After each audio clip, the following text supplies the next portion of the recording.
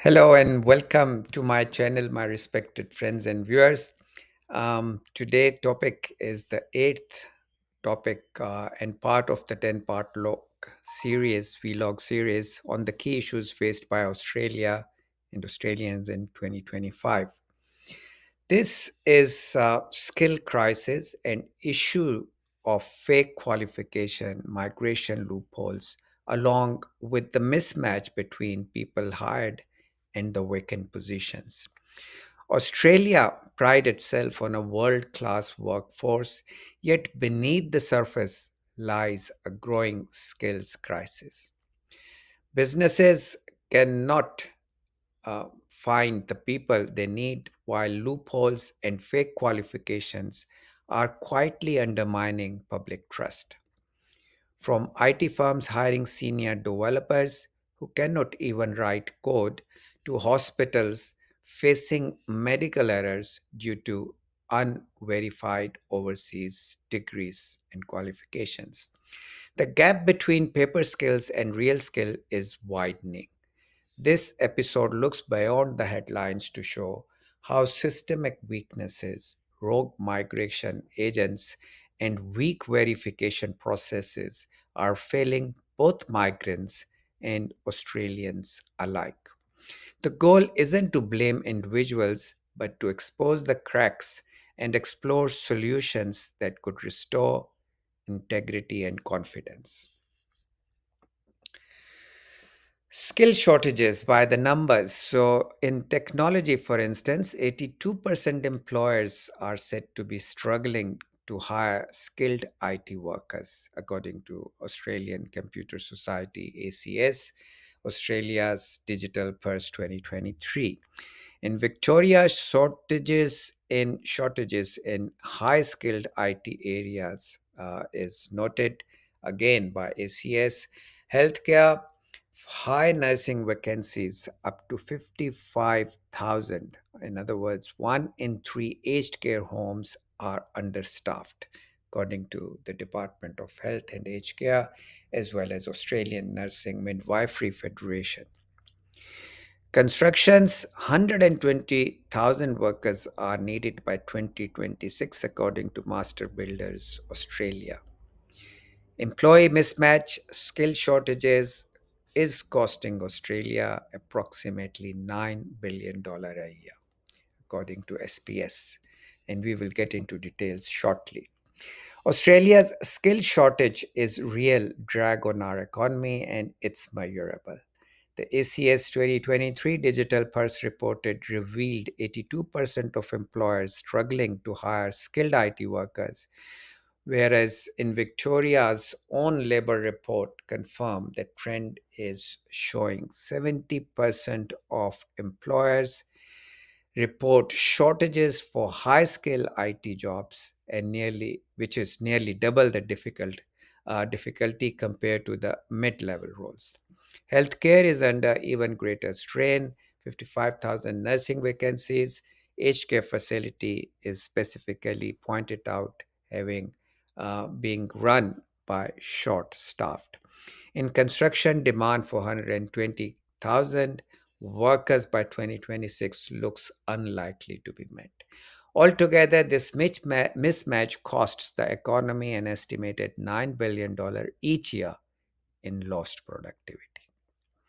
To put that in perspective, it's equivalent to funding three major hospitals annually. But behind the number lies the deeper crisis, one where fake qualification and systemic loopholes are quietly undermining the very system meant to address these shortages. SBS News reported former Treasury Secretary Martin Parkinson, who said there is an agreement on the need of skilled workers, but how to achieve that remains a challenge. In other words, mismatch is there.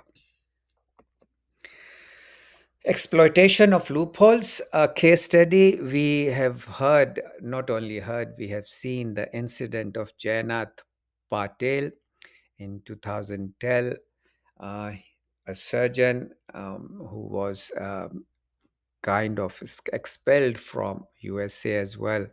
In the end, got a 2 year jail. Epping Hospital uh, uh, experience where four overseas nurses failed to do a basic job, that is to draw the blood. Finally, the supervisor came to do so back in 2018. This is kind of personal experience.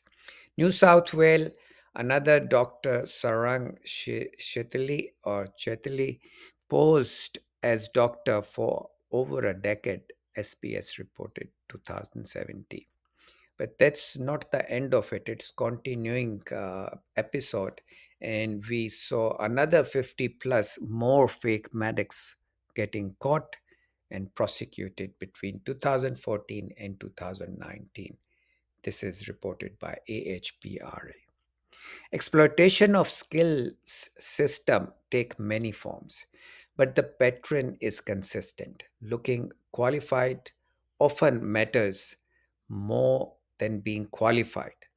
In one infamous case, a woman who had faked being a commercial pilot was hired into a Telstra senior role by dominating her interview panel during the interview confidently, leaving her employer to fill the skills gap later through in house training.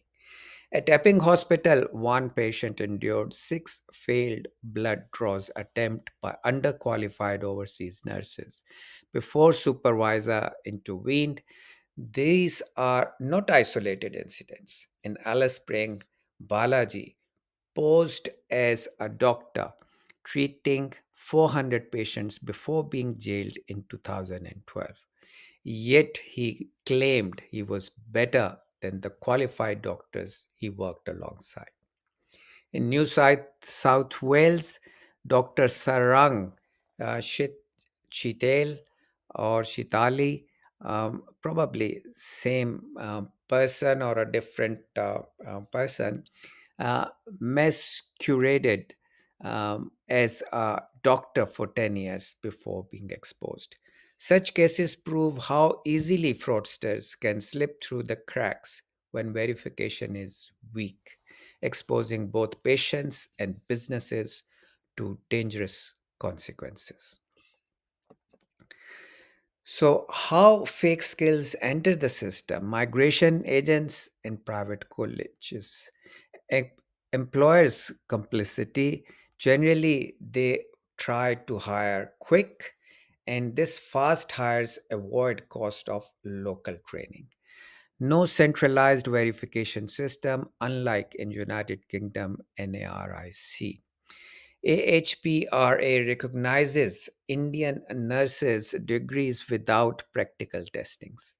And India earlier in uh, refused to cooperate on verification of fake documents, according to the Australian and ABC reporting. There's a chain of complicity in how fake skills infiltrate Australia. Unscrupulous migration agents and private colleges promise certificates and job pathways for a fee of up to 20,000 or more. Employers facing desperate shortages sometimes look the other way, preferring a fast hire over investing in local training for 6 months to over an year. Unlike the UK's NARIC system, Australia has no centralized mechanism to authenticate foreign credentials. In healthcare, AHPRA continues to recognize overseas nursing degrees without requiring any practical testings, a gap that opens the door to underqualified practitioners. Report by the Australian and the ABC News revealed that when Australia requested document verifications, their counterpart in Delhi declined. In such an environment, it's not just the individual migrants exploiting the system, it's the entire supply chain of agents, institutions, and weak regulations that allow these practices to continue. So, what's the real world impact? In the healthcare, we saw 12% rise in medical errors linked to skills gaps, according to Australian Medical Association 2024. Between 2014 and 2019, 50 plus prosecutions for fake health practitioners reported by ABC 2021. Brisbane IT firm has revealed that four of the five senior developers couldn't write a code. Victorian woman who posed as a hormone therapy doctor fined in 2024 skills mismatch. Only 57% of doctors, 29% of engineers, and 22% of accountants were working in their respective field within 5 years of arriving in Australia. Another report. So the what's let me summarize them again. A Victorian woman who pretended to be hormone therapy doctor treating a patient over the phone for $1,500 before being fined in 2024 is one scenario. IT business are also paying the price. Business firms disclosed that hired five supposedly senior developers from India. Four could not write basic code, leading to project failure and wasted investment. You ever wondered why is this happening? A report published by turnkeystaffing.com on September 12, 2024 reported that there are three types of cost that an Australian firm hiring a professional from overseas pay. Number one part of that payment is the profit or commission of the agent or agencies overseas. Second is the salary of the professional, and the third one is the overheads. However, the agency makes the Australian company hire a middle skilled personnel as a high skilled professional after developing uh, understanding with that middle skilled person that whatever he is going to get in the salary, a part of it will go to this agency. So the Australian firms remains in dark thinking they are getting the higher skilled professional, but they never do. They get a middle skilled person. There is another dimension to this skills mismatch issue, which is reported in the report by Ames, and that is that suggests high mismatch between genuinely qualified migrants and the jobs. What it says is that the mismatched or centralized support to qualified migrants to right jobs and unchecked migration loopholes don't just undermine institutions, they hurt patients, waste business resources, and erode community trust. International contexts. So, Australia is not alone. In other words, we have seen few doctors from there posing who were actually not formally qualified as doctors. The same problem also happens in India. Fake doctors widespread in local practices, according to Vice 2020. Deccan Chronicle reported in 2025 15 fake doctors were caught in Telangana in just one day. Global recognition regulators know India and Nepal are high risk for credential frauds. New Zealand requires competency assessment for foreign nurses. US requires NCLEX exams. Germany funds apprenticeships. The crisis is not uniquely to Australia. These fake medics is a new kind of wave that is taking place just to attain respect and money. Some of these fraudsters also test practice their skills in India and even in Nepal before making an attempt to migrate overseas. For instance, India itself, I just mentioned, faces chronic problem of quack doctors. According to Vice magazine reported on widespread fraudulent practices, often legitimized through word of mouth. In February 2025, the Telangana Medical Council in India caught 15 fake doctors in a single day, underscoring how endemic the issue is in source countries. Another recent news, Times of India reported on 29th of May 2025 that three Nepalese were detained in Hojai, Assam for posing as eye doctors. In response, other nations have built stronger protections, like, for instance, in New Zealand, requires it requires every foreign nurse to complete a competency assessment program before being registered. The United States mandate the NCLEX exam for nurses, ensuring practical ability before practice. In Germany, meanwhile, it addresses shortages by funding local apprenticeships rather than relying excessively on imports. These comparisons highlight Australia's vulnerability. While others have created robust safeguards, we continue to rely on trust in paperwork that is all too easily falsified. Rethinking required. AHPRA recognizes overseas qualifications without competency check. One in five practitioners face notification actually under AHPRA Quadrant Report 2025. 82.6% of healthcare professionals says complaint handling is unfair. Regulator accused of guilty until proven innocent approach. Fake slips through while legitimate doctors fake slips get through while legitimate doctors face burnout from compliance and burden. Even as fake qualifications circulate, Australia's regulators are struggling with misplaced priorities. EFRA continues to accept overseas nursing degree without requiring competency practical skills assessment. A 2025 quadrant report revealed that one in five medical practitioners have faced notifications, with 82.6% describing the process as unfair.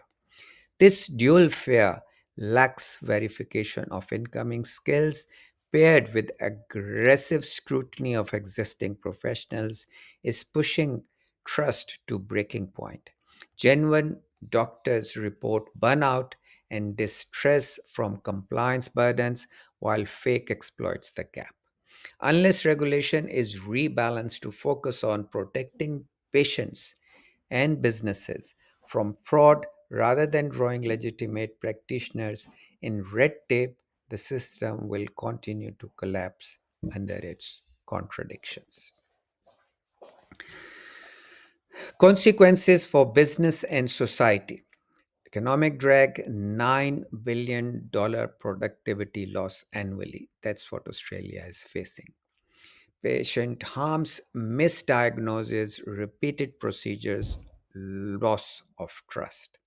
Businesses wasting their time, budget correcting paper skills. Migration reputation damage, partner countries lose faith. Rising resentment fuel social division. The skills crisis has ripple effect well beyond the professionals themselves. This estimated $9 billion productivity loss annually is only the start. In healthcare, patients endure misdiagnosis, repeated procedures, or even avoidable harm, eroding trust in the system. For businesses, budget meant for innovation get redirected into retraining qualified hires who turn out to lack basic skills. Internationally, Australia risks damaging its migration reputation as partner countries question whether our workforce pipelines are credible. This may happen. Domestically, ordinary Australians are left frustrated.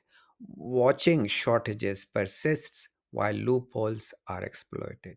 This resentment risks deepening divisions in society, turning a systemic regulatory issue into a cultural and political flashpoint. So, what are solutions? Closing the gaps, mandatory skills testing, NCL, NCLEX style exams for nurses, engineers, and doctors. Employers' accountability, fines for skipping verifications, crackdown on rogue agents and diploma mills. Free TAFE for priority fields, aged care, construction, and information technology. Tax incentive for businesses training apprentice. Fixing Australia's skills crisis require tough choices, but clear reforms. First, mandatory skill testing, whether it's NCLX style exam for nurses or similar style skills tests for doctors and other professionals, including engineers and IT professionals, would ensure competence, not just paperwork. Employers must also be held accountable with fines and maybe even jail terms for those who knowingly skip verifications. Rogue migration agents and diploma mills issuing fake certificates.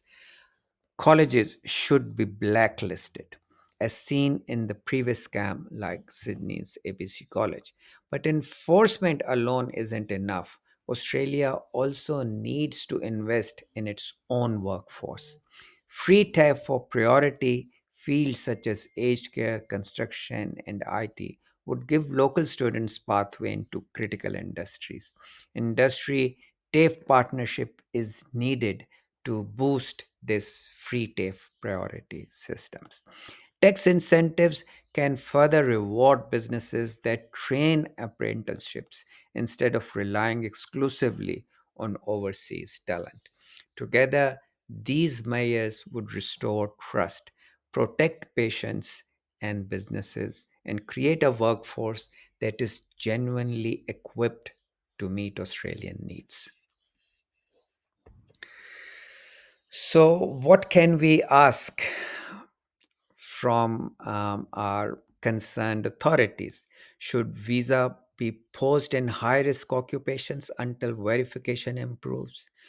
Or should we report? I think it is already done. Home Affairs tip line is available. So is ACCC, where we can inform about fake colleges. Demand stronger global cooperation on credential checks. The countries which refuse, they should be banned. People coming from them should be stopped till the cooperation is restored. Soundbite skill gaps cannot be filled with lies. We demand better. The skill shortage is real, but it cannot be solved with fake solutions. Australia needs urgent reforms to protect both its people and its reputation. One possible measure is to pause skilled visa approvals in high risk occupations until stronger verification systems are in place. In the meantime, citizens can report fraud through Home Affairs or the ACCC's fake college tip line. Policymakers must push for stronger cooperation with overseas authorities, even in jurisdictions reluctant to share verification data. Ultimately, trust in migration and education is rebuilt by protecting patients, students, and businesses from getting exploited. The soundbite is simple: skill gaps cannot be filled with lies. It's time to demand for better. Australia stands at a crossroad. The skills we desperately need cannot come at a cost of safety, trust, or integrity. Fake qualification, weak oversight, and systemic exploitation threatens to undermine not just individual sectors, but our entire national reputation. Even if Australia has entered into agreement, for instance, with other countries to import their human resource, these agreements need to be revised, paused, if not revoked, for the sake of Australians' health and future. Other countries have already built safeguards. It's time for us to catch up. The challenge is not to shut the door on migration or cooperation, but to ensure that pathways are honest, transparent, and rigorous. When patients, businesses, and communities know that qualifications are real, confidence will follow. The message is clear: invest in standards, invest in local training, and invest in the truth. Thank you for watching. Next vlog will be on family violence and mental health, our issue number 9, following which would be the last that we have identified thus far, that is aged care section. Till then, you look after yourself. Take care. It's bye bye for now.